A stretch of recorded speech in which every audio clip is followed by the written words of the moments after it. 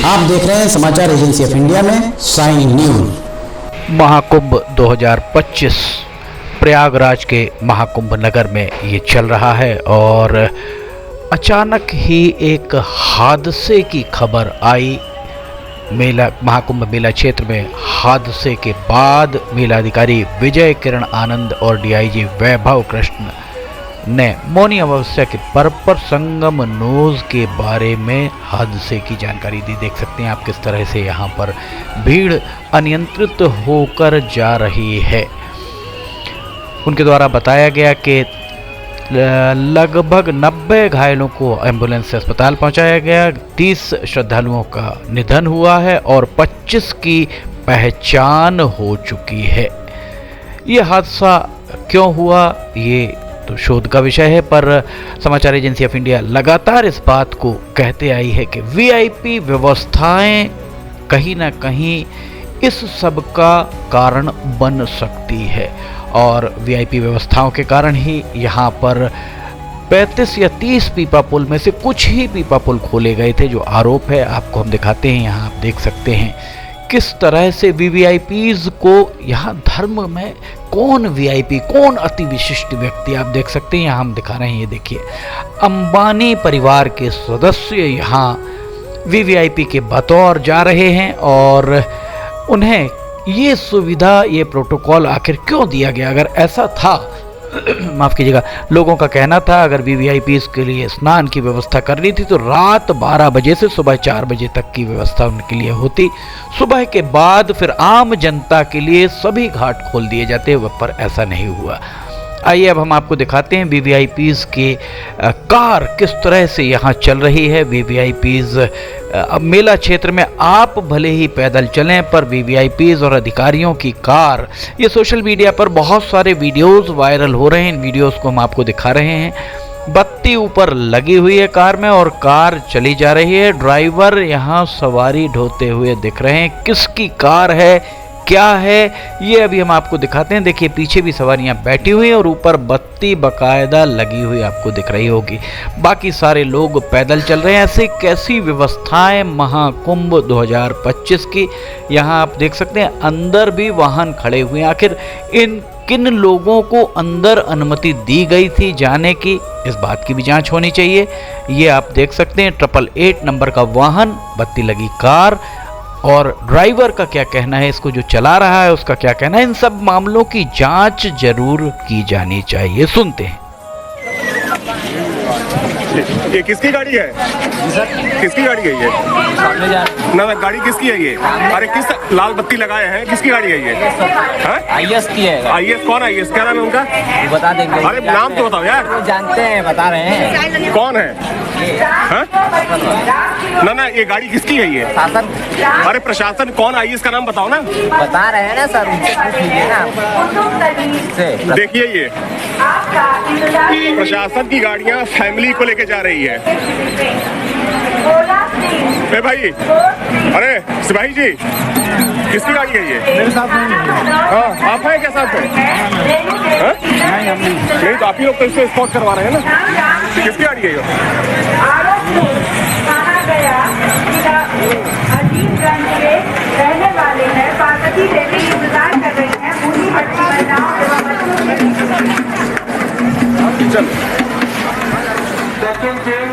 ये किसी अधिकारी की कार बताई जा रही थी और यहाँ पर अब हम आपको आयुक्त के द्वारा क्या कहा जा रहा है, ये भगदड़ के ठीक पहले का एक वीडियो वायरल हो रहा है जिसमें आयुक्त क्या कह रहे हैं ये हम आपको सुनाते हैं। कहीं ना कहीं प्रशासन से चूक हुई है, प्रशासन को अपनी चूक स्वीकार करनी चाहिए और तत्काल प्रभाव से वीवीआईपी व्यवस्थाओं पर लगाम लगाई जाकर सिर्फ बाबाओं के लिए, नागाओं के लिए, अघोरियों के लिए, उनके लिए भर 2 से 3 पुल आरक्षित करने चाहिए, बाकी जनता के लिए खोल देना चाहिए।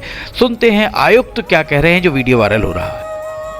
सभी श्रद्धालु सुन लें, यहाँ लेटे रहने से कोई फायदा नहीं है। जो सोवत है तो खोवत है। उठिए उठिए, स्नान करिए और ये आपके सुरक्षित रहने के लिए बहुत आएंगे और भगदड़ मचने की संभावना है।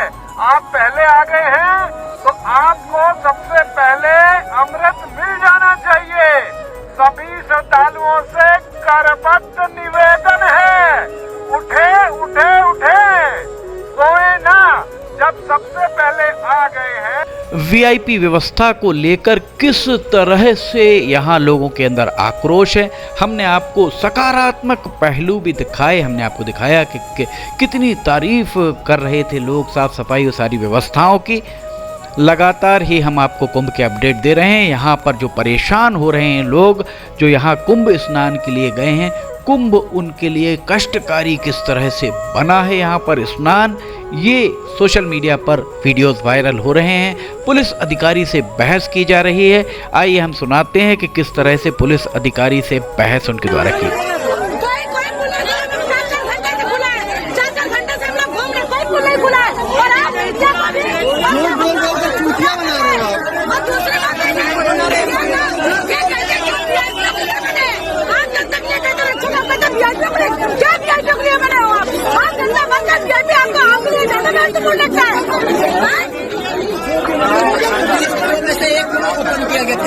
आने के लिए जाने के लिए वो भी नहीं है।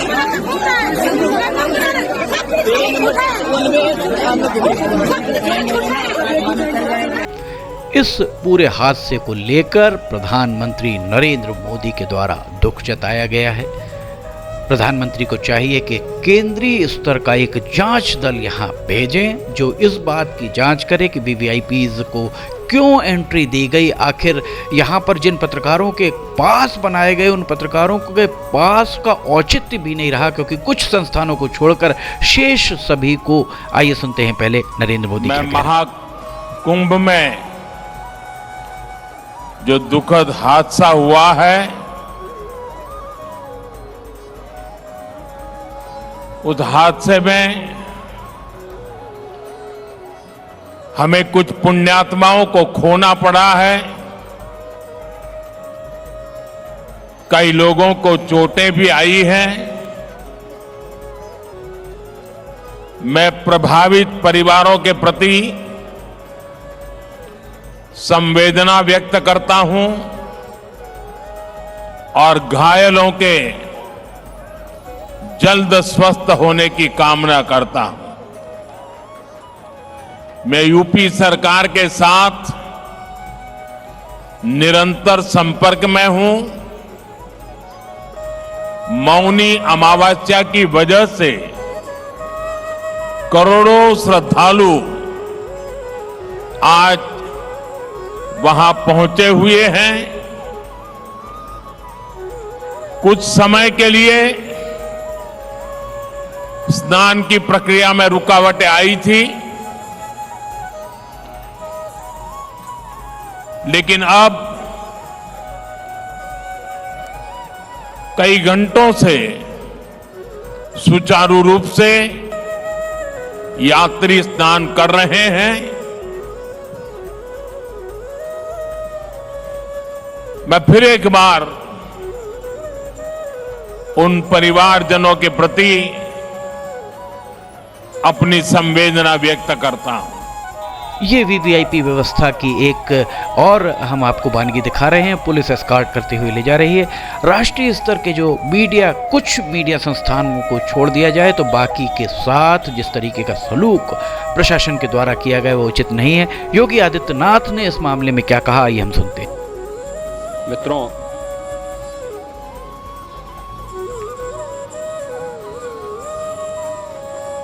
महाकुंभ प्रयागराज का आज मौनी अमावस्या का मुख्य स्नान है और कल सायंकाल 7 बजे से ही काफी बड़ी संख्या में श्रद्धालुजन प्रयागराज पहुंच करके स्नान भी कर रहे थे और काफी बड़ी संख्या में श्रद्धालुजन ब्रह्म मुहूर्त का भी इंतजार कर रहे थे। एक दुर्भाग्यपूर्ण हादसा इसी दौरान अखाड़ा मार्ग पर संगम के तट पर हुआ, जिसमें 90 से ज्यादा लोग गंभीर रूप से या सामान्य रूप से घायल हुए। यह हादसा भारी भीड़ के द्वारा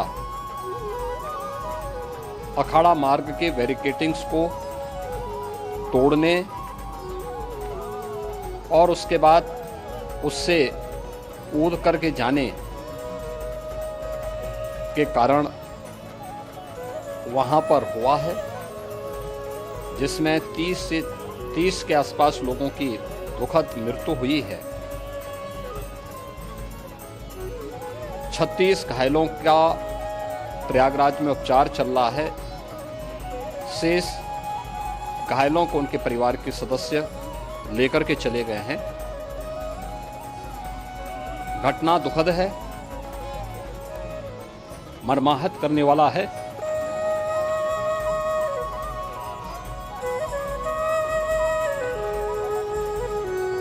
उन सभी परिजनों के प्रति हमारी पूरी संवेदना है। हम लोग रात्रि से ही लगातार प्रशासन के संपर्क में हैं। मेला प्राधिकरण, पुलिस प्रशासन, एनडीआरएफ, एसडीआरएफ,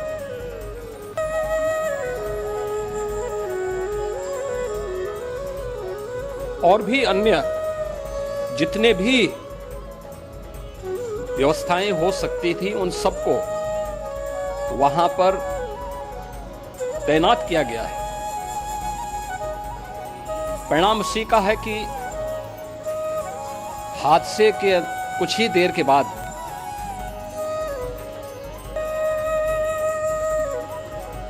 राहत कार्य को ग्रीन कॉरिडोर बना करके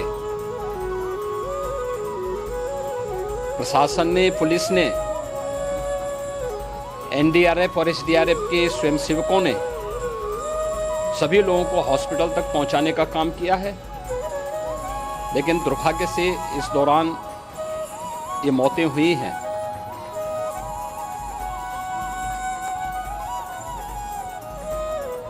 स्वाभाविक रूप से इन सब मुद्दों पर प्रश्न उठना स्वाभाविक भी है।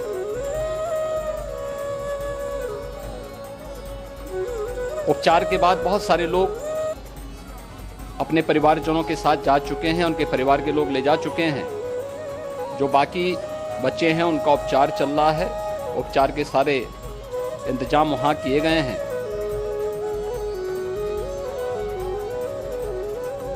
प्रेशर मौनी अमावस्या का ये मुख्य स्नान है महाकुंभ का, और बहुत ज्यादा प्रेशर प्रयागराज में होने के कारण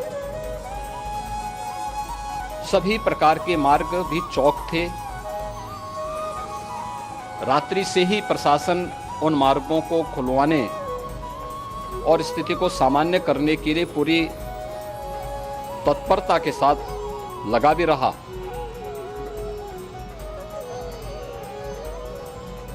ये सभी घटनाओं के बाद, ये जो हादसा हुआ है, इस हादसा के बाद वहां पर अखाड़ों ने जो आज अमृत स्नान ब्रह्म मुहूर्त में 4 बजे से प्रारंभ होना था, मेला प्राधिकरण के अनुरोध पर उन्होंने स्थगित किया था। अपराह्न में अमृत स्नान प्रारंभ हुआ, जिसमें सभी अखाड़ों ने और अन्य जो सहयोगी संस्थाएं हैं उन लोगों ने इसमें भाग लिया। सभी पूज्य आचार्य महामंडलेश्वर भी इस अमृत स्नान में भागीदार बने। प्रयागराज में आज 8 करोड़ से अधिक लोगों का, श्रद्धालुओं का दबाव था। यद्यपि अगल बगल के जनपदों में मिर्जापुर, भदोई, प्रतापगढ़, फतेहपुर, कौशाम्बी, इन सभी जनपदों में भी होल्डिंग एरिया बना करके काफी बड़े पैमाने पर श्रद्धालुओं जनों को रोका गया था, जिन्हें अमृत स्नान संपन्न होने के बाद सभी अखाड़े स्नान संपन्न कर चुके हैं। उसके बाद अब वहां से रिलीज किया गया है। इतना भारी दबाव ये पहली बार वहां पर देखने को मिला था और जिसके बारे में हम लोगों ने पूरे इंतजाम करने के प्रयास भी किए गए थे।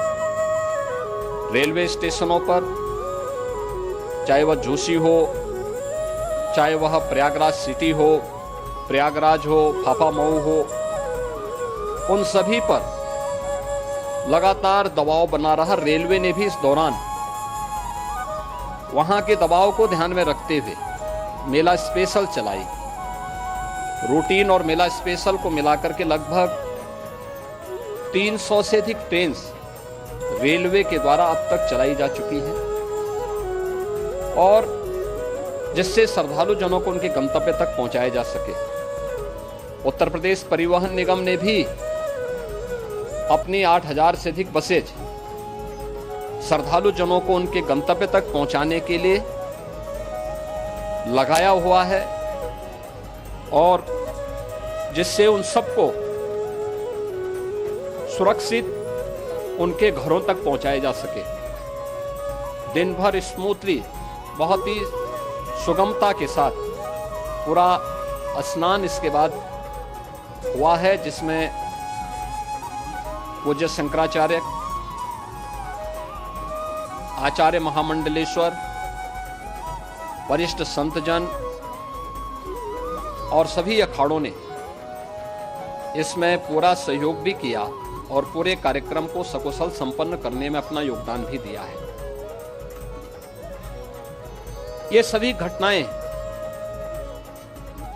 मर्माहत करने वाली भी हैं और एक सबक भी है, लेकिन हादसे के तह में भी जाने की आवश्यकता है और इसी दिशा से सरकार ने भी तय किया है कि हम इसकी एक जुडिशियल इंक्वायरी भी करेंगे, क्योंकि कई बार रिव्यू होने के बाद स्थानीय स्तर पर हर प्रकार की सतर्कता के बाद आखिर कहां से ऐसे हादसे फिर भी होते हैं और हुए हैं।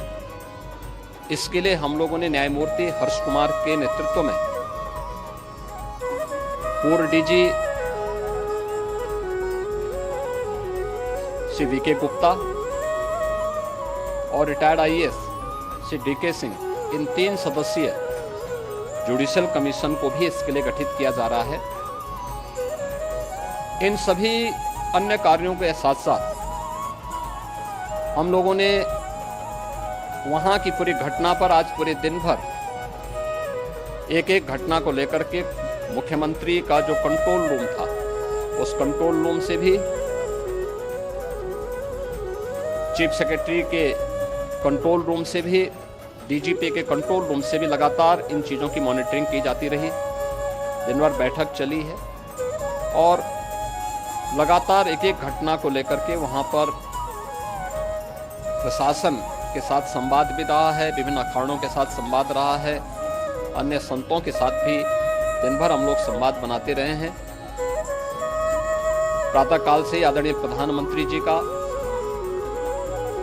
माननीय गृह मंत्री जी का, माननीय राष्ट्रीय अध्यक्ष जी का, अन्य तमाम केंद्रीय मंत्रियों का, माननीय रेल मंत्री जी का, प्रदेश की माननीय राज्यपाल महोदया का भी समन्वय बराबर आवश्यक दिशा निर्देश भी और मार्गदर्शन भी प्राप्त होता रहा। इसको लेकर के यहाँ पर सरकार ने उसे नीचे मजबूती के साथ उतारने का कार्य करने का प्रयास किया। घटना अत्यंत दुखद है। मृतकों के प्रति मेरी विनम्र श्रद्धांजलि है। जितने भी मृतक के परिजन हैं, उन सभी परिवारजनों के प्रति जिन्होंने अपने परिवार के सदस्यों को खोया है, मेरी संवेदनाएं हैं। विनम्र श्रद्धांजलि, उनके प्रति संवेदना मेरी है और इस पूरी घटना की हम लोग न्यायिक जांच करवा करके इसकी तह में भी जाएंगे।